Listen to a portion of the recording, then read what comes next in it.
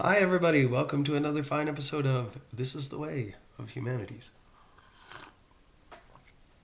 I need to kind of wet my throat here as I get these things started.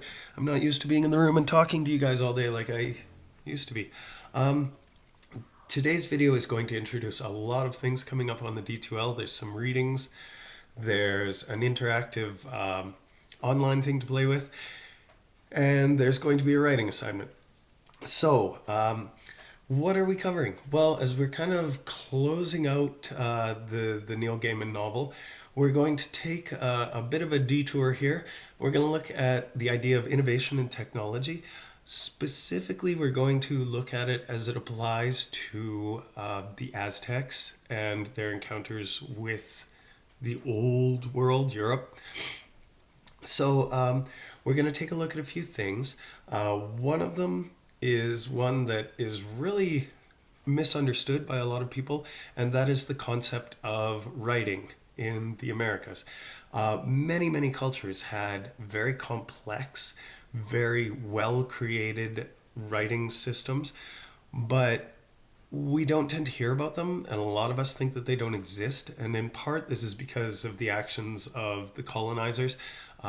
If you look at Central and South America, Spanish missionaries and conquistadors were burning Aztec records. It's one way of controlling a civilization. If you control the information they have, their history, you really control the education of their people.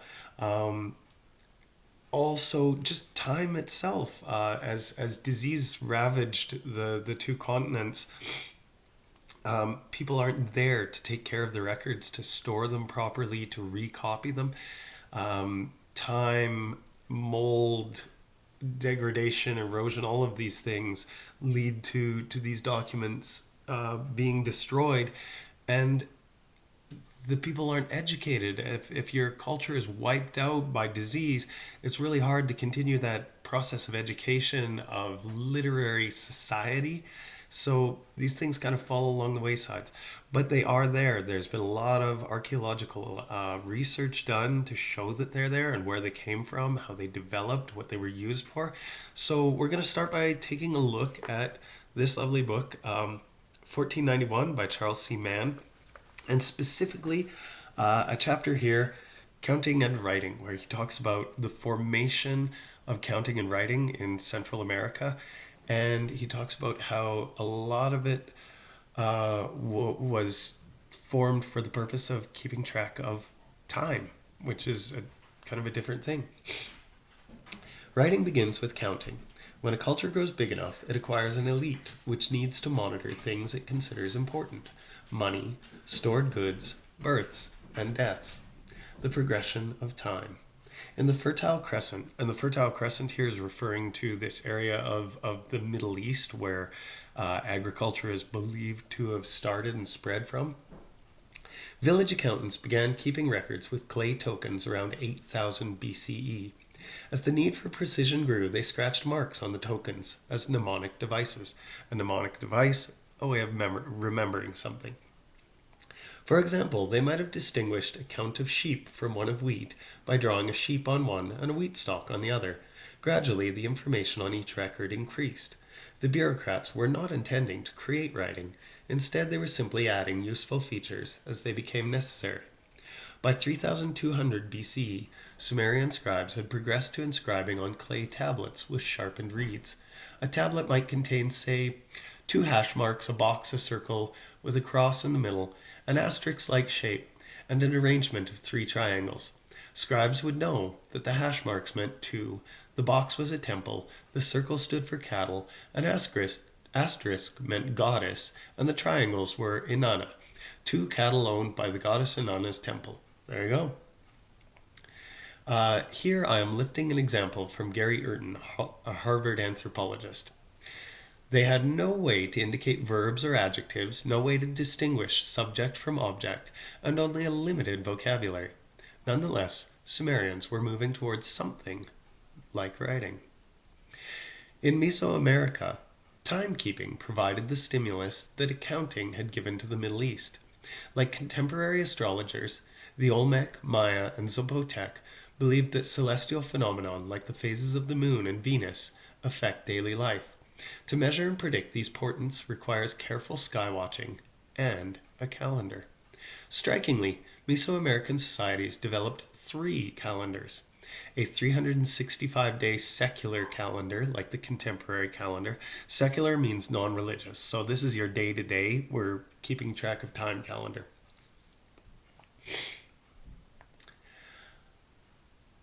And a 260-day sacred calendar that was like no other calendar on Earth.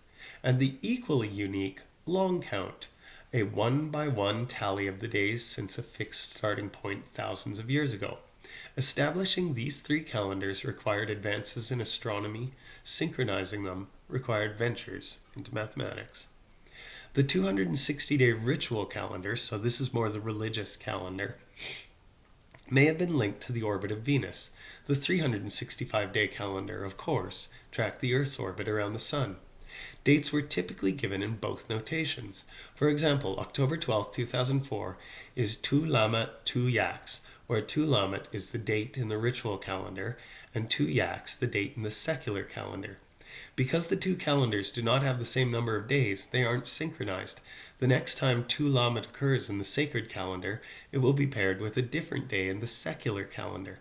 After October 12, 2004, in fact, Tu Lamat and Tu Yaks will not coincide again for another 18,980 days, about 52 years. Which is striking because that's going to get us to calendar 3 here. Mesoamerican cultures understood all this and realized that by citing dates with both calendars, they were able to identify every day in this 52-year period uniquely.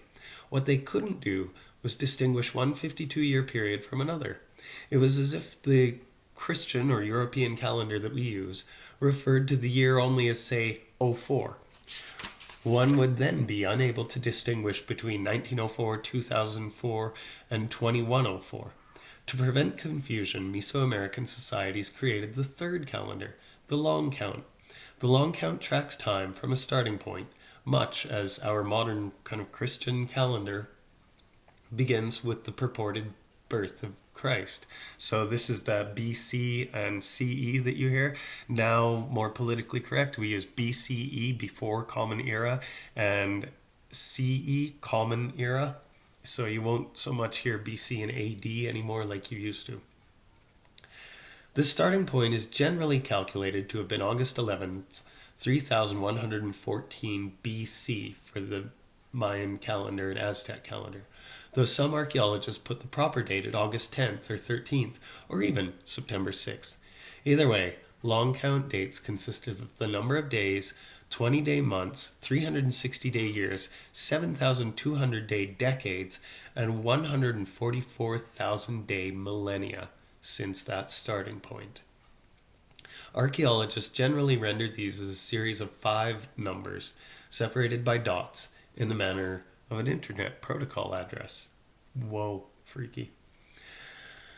So, you can see that this creation of a calendar, you would need writing, because your calendar is going to have all the writing on to record what day it is and everything. And so in addition to all the math required for this calendar, the astronomy required to track these heavenly bodies and then figure out the dates, you've got writing because you're describing each day in 3 different calendars, which is going to be part of your assignment here. On the D2L, I have up a link to an interactive internet Aztec calendar. It's really cool. You can go on and enter different dates. And when you do, it will tell you what date that would be on the Aztec calendar. So you could enter last week, May 8th. 2020, and it would bing bing bing, and it would show you what day on the 365 day, what day on the 200 and change day, and what day on the 52-year cycle that binds it all together. And it will give you kind of like a little horoscope telling you what the Aztecs would have thought of that day. Fun assignment: find your birthday horoscope, put in the day, month, and year that you were born in, and you will find out if the Aztecs considered that a good luck day or a bad luck day. For some of you, I'm sure you can guess. Just kidding. So we've got a writing system. We've got a calendar. We've got proof of all this scientific mathematical innovation. Now we're going to jump to something that a lot of people really like to get freaked out by when you start talking about these Mesoamerican societies, and that is the wheel. And people really like, if we think of writing as something that didn't really exist because we don't see enough samples of it, the wheel wobbles people's minds because we know that it existed in Mesoamerica, but it existed in a weird form. So I'm just going to go here. Again, 1491. This little piece is called Wheeled Interlude.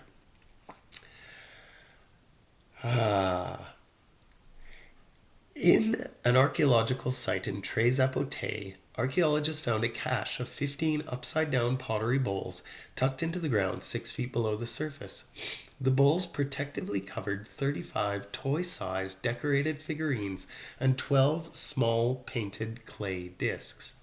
Among the figurines were 2 dogs and a jaguar, each of which had thin tubes joining its 2 front feet and its 2 back feet. The discs lay beside them. Similar finds had been made further north near Mexico City. In the 1980s, I saw the Tres Zapotecs animals, or ones similar to them, at a museum in the Yucatan Peninsula. I was there with an Italian engineer whom I had met by chance a few hours before. Well before me, the engineer figured out the significance of the tubes at the figure's feet. "Those are for axles," he said, "and those," pointing to the discs, "those are wheels." Looking at the little figures, it seemed obvious that they had been equipped with wheels in precisely the manner he suggested. The engineer scrunched up his face with incredulity. Tres Zapotes dated back to at least 1000 BC, so the Olmec and their successors must have had the wheel for more than 2000 years. "Why didn't they use it for anything other than little toys?" he asked in Italian. "How could they not have understood that you could make bigger wheels and put them on carts?" And here he started speaking Italian in his excitement. "Hanno fatto proprio una stupidazione che tipi." The word stupidazione means an absurdity, and is similar enough in Italian and Spanish that when it rang out through the room, it drew stares. The engineer seemed not to care. He looked positively offended at the Olmec failure to see the world in the same way that a contemporary European engineer would see it. And this is shocking to many, many Europeans. We know that Mesoamerican societies like the Maya, the Inca, the Aztec, the Olmec had wheels. We found them on their toys. They did not use the wheel in any way that we would recognize. They didn't use it for carts, for transportation. They didn't use it to make pottery wheels or water wheels. Nothing. So this is shocking to people. They're like, it was long used as a reason for colonialism. Well, of course we had to come and colonize this place. These people had no culture, no civilization. Look, they don't even have a wheel. The reality is far different than that. He goes on to explain it. How could none of them have thought of making the wheel bigger and more useful? Well, some reasons are apparent. Because of the Pleistocene extinctions, the Americas lacked animals suitable for domestication into beasts of burden. Without animals to haul carts, individuals on rough terrain can use skids almost as effectively. Even with animals, though, the Olmec would not have had much use for wheeled vehicles. Their country is so wet and boggy that Sterling's horses sank to their chests in mud. Boats were a primary means of transportation until recently. In addition, one might note that Mesoamerican societies were not alone in their wheel blindness. Although Mesopotamia had the wheel in about 4000 BC, nearby Egypt did not use the wheel until 2000 years later, despite being in close contact. Still, none of this explains why no Mesoamerican society ever used wheels to make ceramics and grind maize. After all, Every society in Eurasia eventually employed pottery wheels and mill wheels. And that sounds pretty damning, but he goes on to point out that if you look at cultures throughout the world, there are these technologies that should be fairly simple and easy that were not used by various cultures for like huge chunks of history. He talks about the idea of a plow to plow farmers' fields. If you look, it's kind of triangular shaped piece of metal, goes forward, and the dirt goes up on either side. Um, yeah, not used in Europe for thousands of years, and it's a simple enough innovation, but nobody thought of it. Nobody used it. Nobody stepped forward with it. When people did start using it, it dramatically increased agricultural output and the quality of life in Europe. So lots of cultures sit on things that they just don't see a need for because nobody has really thought of how to apply them. And when you consider in a culture where, like he said, the ground in Central and South America, either mountainous high roads where wheels are not overly useful, or swampy lowlands where again wheels bog down, you don't think of a wheel as a useful thing, and you never think of maybe turning it sideways to spin and grind flour, or turning it right side up, putting it in the water to spin and provide energy. Why would you if you've never seen a wheel used in a useful way? Now, this is one example of technological difference. Here's another one that I find very interesting, and it is talking about the difference in European mentality towards technology and Mesoamerican mentality towards same like their technology. Europeans sought to optimize metals' hardness, strength, toughness, and sharpness. The Mesoamericans, by contrast, valued plasticity, malleability, and toughness. Europeans used metals for tools. Mesoamerican societies primarily used it as a token of wealth, power, and community affiliation. European metalworkers tended to create metal objects by pouring molten alloys into shaped molds. Such foundries were not unknown in Mesoamerica, but their societies vastly preferred to hammer the metal into thin sheets, form the sheets around molds, and solder the results. The results are remarkable by any standard.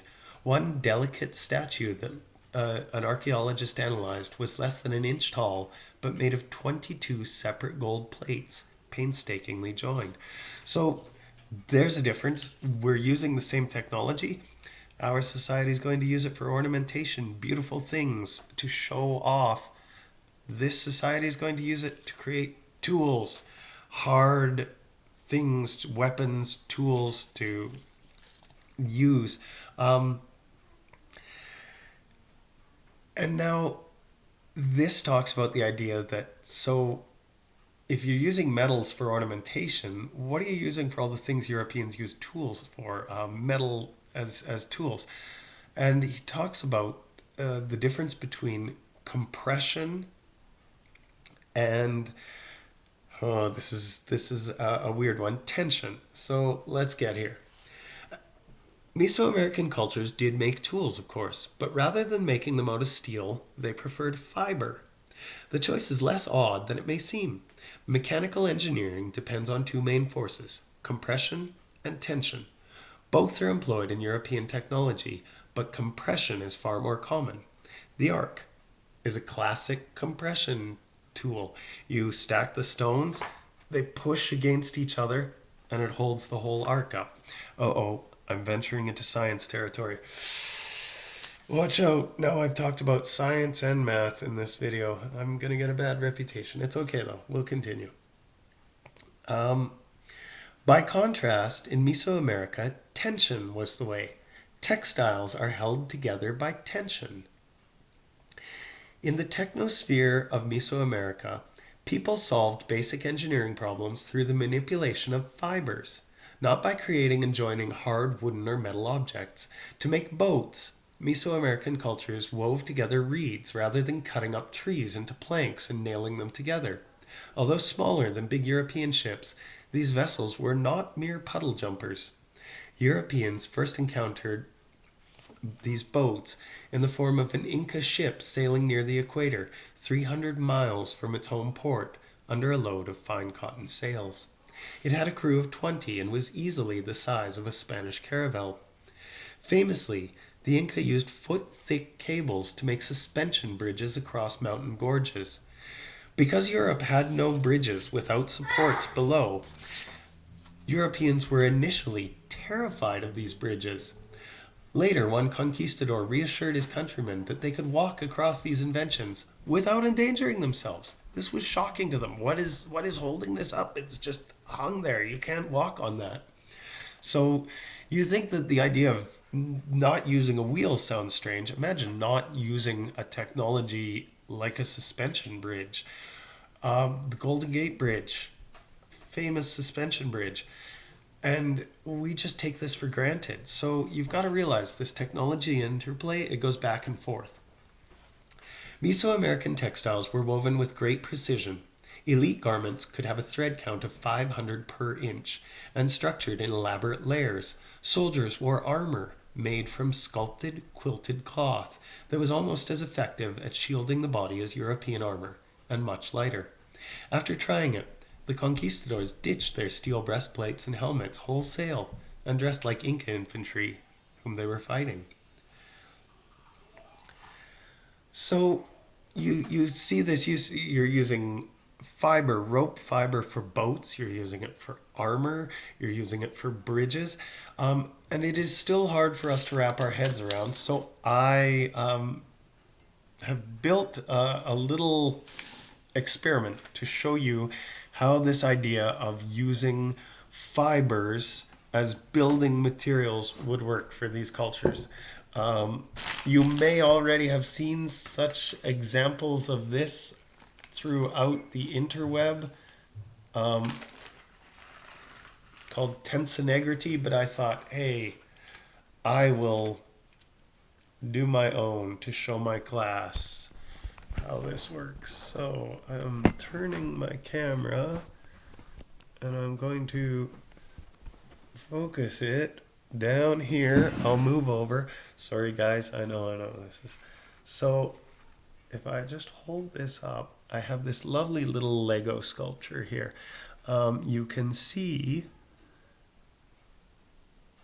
that it looks like a lot of it is floating. And now I've been accused of cheating. People have said, oh no, these are like hard plastic things. Nope, sorry guys, that's string. And so what you're doing here is using that Central American, Mesoamerican concept of tension.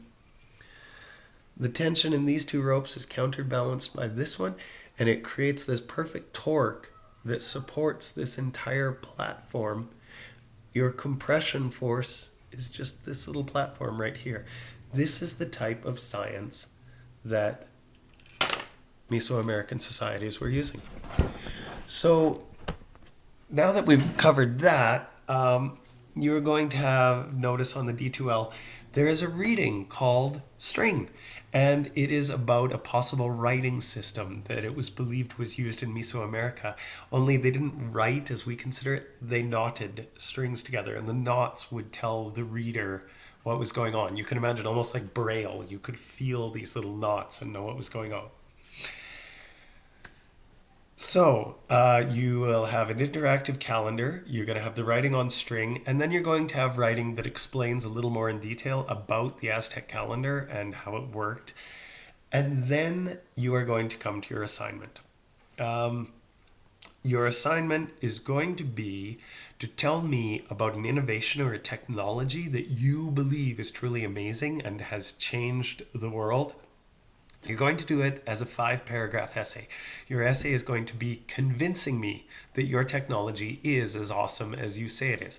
So I'm going to show you 2 examples of technology that I believe is truly cool and amazing. I know I'm really hands-on today. I've got my tensonegrity model.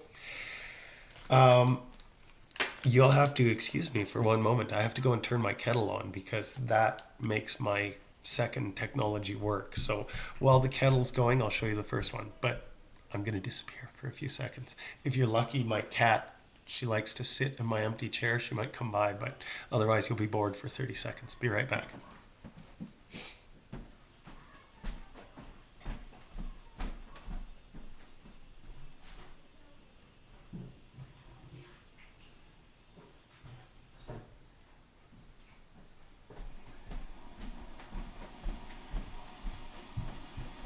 I'm back. Sorry for the delay. Did the cat come? No? Tell me in the comments. I needed this mug, it could have been any mug, to show you my second example of a really cool technology. My first one, though, oh my, here I go again, venturing onto Mr. Yak's territories.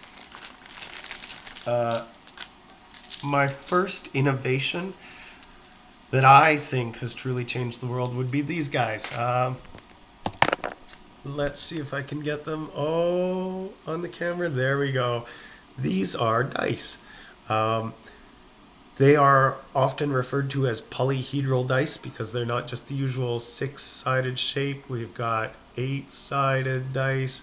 We've got 20-sided. We've got, I love, these are so confusing for people, 4-sided. You guys know these. We used them when we did our Dungeons and Dragons reading work. These dice are what are referred to as platonic solids. I am not going to explain that. I am not Mr. Yak. If you are interested, you can ask him or you can look it up. It is a very interesting thing. That's why I didn't show you the 10-sided. It's not technically a platonic solid. It was added later. Why are they a huge innovation? If you ask me, these dice and their application to gaming, these different shapes, even our classic 6-sided dice, this changed the world. Like, we're sitting locked down at home, and it is because of this type of innovation that we have all of these games that we play. Even the simple 6-sided dice with Monopoly or Yahtzee. Could you imagine your world without a game as simple as Yahtzee or Monopoly? The other dice, the inspiration to create something like a role-playing game like Dungeons and Dragons that directly led to the creation of these cultural games that we're all aware of. Legend of Zelda on your Nintendo, or your Final Fantasy games on the PlayStation, your World of Warcraft. None of these come about without that guy sitting down with a book and these platonic solids and figuring out how to use those dice mathematically to tell a story. Now my kettle has boiled, so I'm going to go and get some hot water to put into this mug, and you are going to see my technology number 2 in action. So again, I'll be leaving for a moment. Right back.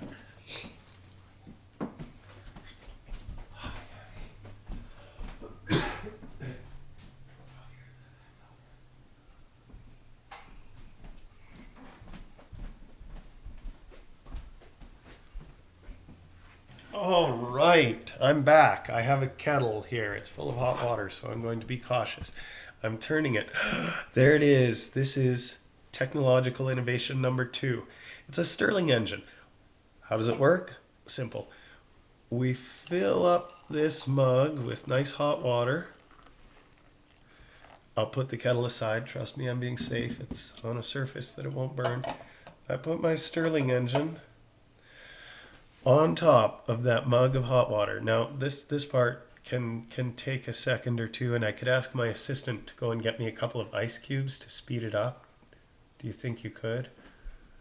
She's agreeing to do it. So, I've got room temperature air up here. I've got boiling water, or near boiling anyway, in my mug. Boy, I hope I haven't shown you a broken Stirling engine.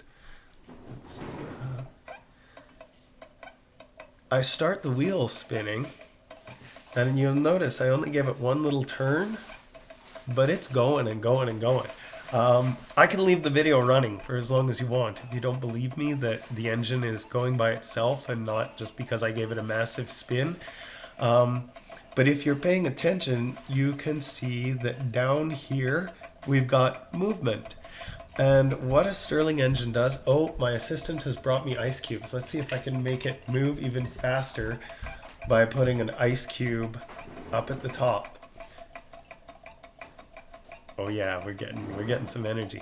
A Stirling engine basically takes the pressure differential created by temperature differences, and the hot temperature and the cooler air up here are different pressures, and this causes this lovely little membrane down here to start to go up and down, which then powers these pistons, which spins the wheel.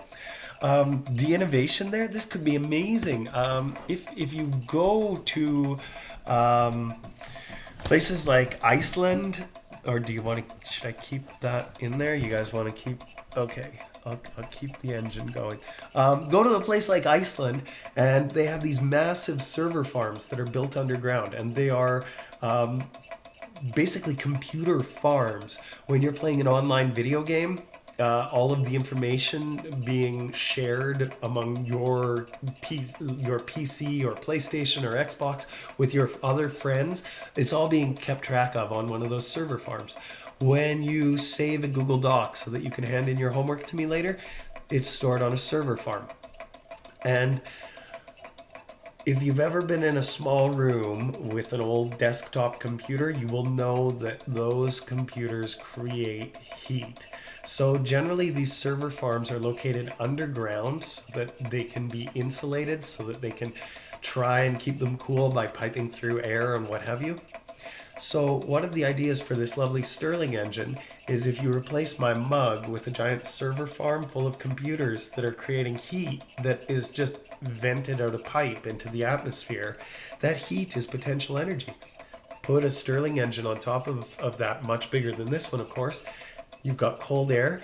Boom, your Stirling engine is going, and now I can wire this up to a power transmission line, and I can use that electricity to heat homes, to power businesses, whatever you want to use it for.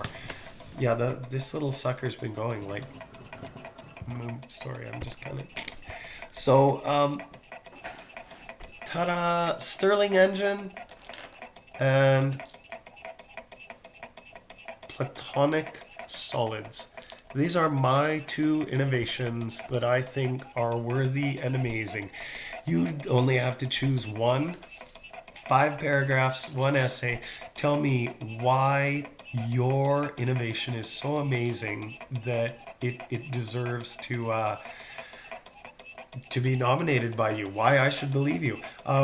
If you really like the Stirling engine, like and throw it in the comments, and maybe I'll make a second video where I do nothing but put this thing on a cup of hot water with an ice cube on it, and I'll let the video run until it dies. And maybe you're fascinated by watching it, or you're just that bored, or we can use it as an experiment to see how long that one little push of energy that I gave it, plus the energy from the heat and the pressure differentiation, can keep it going.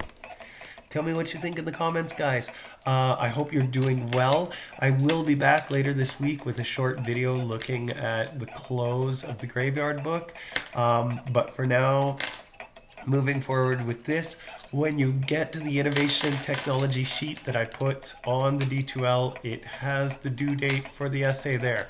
So look at that.